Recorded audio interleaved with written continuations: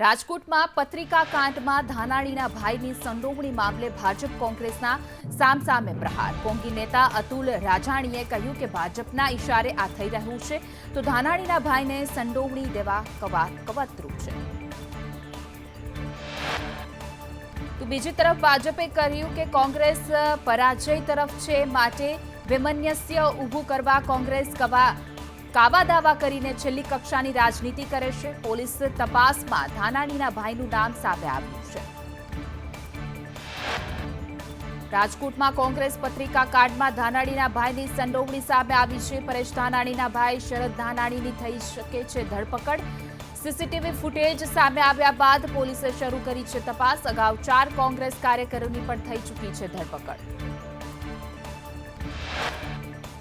રાજકોટમાં પરસોત્તમ રૂપાલાનો પ્રચંડ પ્રચાર. કેબિનેટ મંત્રી ભાનુબેન બાબરિયા રેલીમાં જોડાયા. ભાનુબેને કહ્યું કે ત્રીજી વખત મોદીને પીએમ બનાવવા લોકોનો સંકલ્પ.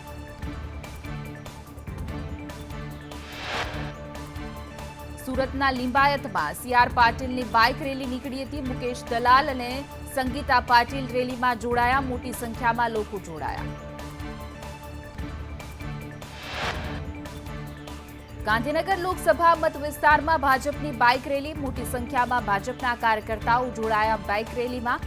ગોતાના સમયમેવ વિસ્તારની એવલોન કેસ્ટ બંગલોઝ સુધી આ રેલીનું આયોજન. વડોદરામાં પ્રચાર પડઘમ શાંત થાય તે પહેલા જ કોંગ્રેસની રેલી. કોંગ્રેસના ઉમેદવાર જસપાલસિંહ પઢિયારનો પ્રચંડ પ્રચાર. જસપાલસિંહ બુલેટ ચલાવી શહેર પ્રમુખ પાછળ બેઠા તો અપ્સરા ટોકીઝથી કોંગ્રેસના બલૂન અને ડીજે સાથે નીકળી રેલી. કોંગ્રેસના ઉમેદવાર જસપાલસિંહ પઢિયારનું નિવેદન. સત્તા પર અભિમાનની અને અહંકારી લોકો બેઠા છે. ચૂંટણીમાં સ્વાભિમાન, અસ્મિતા અને ગૌરવની લડાઈ છે. રાષ્ટ્રહિત અને પ્રજાહિતમાં મતદાન કરવા અપીલ કરી.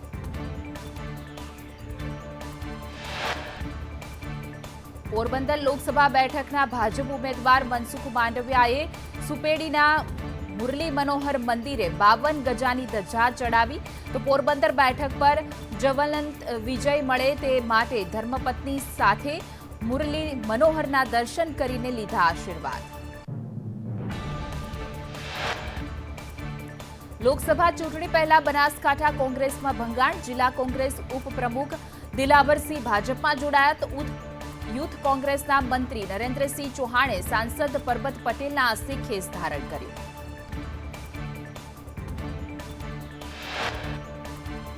ત્રીજા તબક્કાના મતદાન માટે આજે સાંજે 6ના ટકોરે પ્રચારના પડઘમ થશે શાંત. જનસભા અને રેલી માઇકથી પ્રચાર થશે શાંત. 7મી મે ત્રીજા તબક્કામાં 92 બેઠક માટે મતદાન યોજાશે. ગુજરાત સહિત 12 રાજ્યો માટે યોજાશે આ મતદાન. આદર્શ આચાર સંહિતા મુજબ મતદાનના 48 કલાક પહેલા પ્રચાર પડઘમ શાંત થાય છે. જનસભા, રેલી અને માઇકથી પ્રચાર નહીં થઈ શકે, જેથી સાંજે 6 વાગ્યાથી ઉમેદવારો ડોર ટુ ડોર પ્રચાર કરશે. સાથે જ જ્ઞાતિ જાતિના સંમેલનો યોજશે. ઇન્ડિયા ગઠબંધનના નેતા જગપાલ વાળાએ ઇન્ડિયા ગઠબંધનને પાડવા અને હીરા જોટવાને અર્જુન ગણાવ્યા. કહ્યું કે આ કૌરવો અને પાંડવોની લડાઈ છે. અમે પાંડવ છીએ. જગમલવાળાએ કહ્યું કે કોઈ અનીતિ કરે તો અર્જુન બાણ ચલાવતા ખચકાય નહીં. અનીતિ કરનાર સામે બાણ છોડતા હીરા જોટવા અટકાશે નહીં. જગમાલવાળાના એમએલએ ભગા બારડનું નામ લીધા વગર પ્રહાર. માણાવદર વિધાનસભાની પેટા ચૂંટણીને લઈને મેંદરડા તાલુકાના લોકોમાં ભારે રોષ જોવા મળ્યો. પ્રાથમિક સુવિધાના અભાવને લઈને જનતા નારાજ. રોડ, પાણી અને લાઇટની સમસ્યાને લઈને મતદારોએ વ્યથા વ્યક્ત કરી. પાલીતાણામાં ક્ષત્રિય ભાજપ આગેવાનોની ભૂપેન્દ્રસિંહ ચુડાસમાના અધ્યક્ષતામાં મળી બેઠક. ભૂપેન્દ્રસિંહે કહ્યું કે બેઠકમાં સારો પ્રતિસાદ મળ્યો છે. ક્ષત્રિય સમાજ ભાજપની સાથે રહેશે. હવે તલવાર ઉપાડવાની જરૂર નથી, બટન દબાવીને ભાજપને જીતાડવાની જરૂર. અમરેલીમાં કોંગ્રેસે રાજકમલ ચોકમાં વિશાળ સભા યોજી. વિરજી ઠુમ્મરે ભાજપ પર પ્રહાર કરતા કહ્યું કે ભાજપના ઉમેદવાર ભરત સુતરિયાને વધુ એક વખત પોપટ પણ ગણાવ્યા. પાટણ કોંગ્રેસના ઉમેદવાર ચંદનજી ઠાકોરનો ચૂંટણી પ્રચારમાં અનોખો અંદાજ જોવા મળ્યો.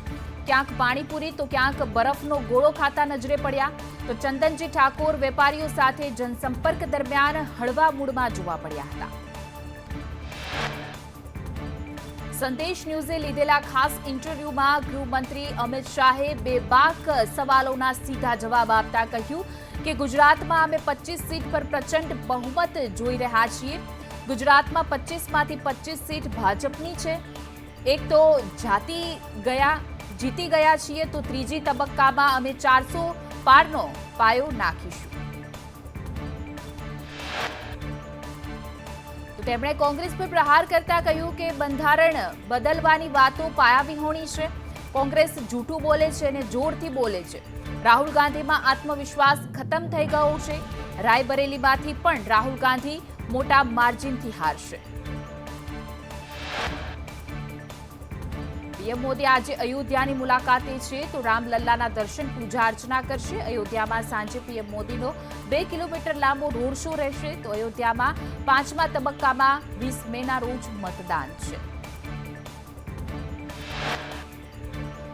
બિહારના દરભંગામાં પીએમ મોદીની સભા સંબોધી. કહ્યું કે પોતાના નિવેદનમાં કહ્યું વિશ્વમાં ભારતની પ્રતિષ્ઠા નવી ઊંચાઈએ પહોંચી છે.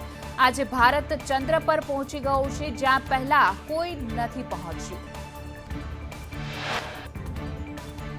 રાજ્યમાં મતદાન માટે મુખ્ય ચૂંટણી અધિકારી પી ભારતીએ વધુમાં વધુ મતદાન માટે કરી અપીલ. સપરિવાર મતદાન કરવા માટે અપીલ કરવામાં આવી. 10 મિનિટ મત માટેના સૂત્ર સાથે રન ફોર વોટનું આયોજન. સુરતમાં ઠેર લાગ્યા ચાલો રાજકોટના બેનર્સ. 50થી 60 જગ્યાએ લાગ્યા ચાલો મતદાન કરવાના બેનર્સ. સૌરાષ્ટ્રમાં શાંતિ અને સુરક્ષા માટે મતદાન કરવા અપીલ કરવામાં આવી.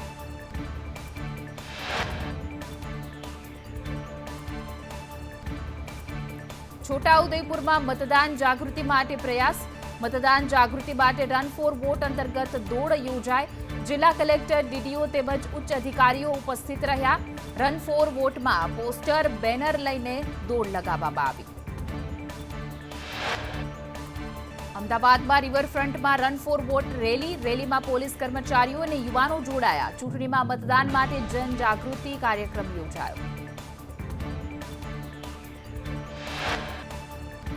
મેડિકલમાં પ્રવેશ માટે યુજી નીટની પરીક્ષા. ગુજરાતમાં 75,000થી વધુ વિદ્યાર્થીઓ પરીક્ષા આપશે. દેશભરમાં 24 લાખથી પણ વધુ પરીક્ષાર્થીઓ પરીક્ષા આપશે. દેશભરમાં કુલ 557 શહેરોમાં પરીક્ષા લેવામાં આવશે. જમ્મુ કાશ્મીરના પૂંચ જિલ્લામાં વાયુસેનાના કાફલા પર આતંકી હુમલો. હુમલામાં એક જવાન શહીદ થયો અને જ્યારે 4 જવાન ઘાયલ થયા છે. આતંકીઓએ સેનાના 2 વાહનોને નિશાન બનાવ્યા હતા. રક્ષાદળોએ ઘેરાબંધી કરીને સર્ચ ઓપરેશન હાથ ધર્યું છે. જમ્મુ કાશ્મીરના પૂંછમાં આતંકી હુમલા બાદ સુરક્ષા દળ એલર્ટ મોડમાં છે. પૂંછ વિસ્તારમાં સેના અને પોલીસનું સર્ચ ઓપરેશન યથાવત છે. તો પૂંછ સહિત આજુબાજુના વિસ્તારમાં દરેક વાહનોનું સઘન ચેકિંગ હાથ ધરવામાં આવી રહ્યું છે.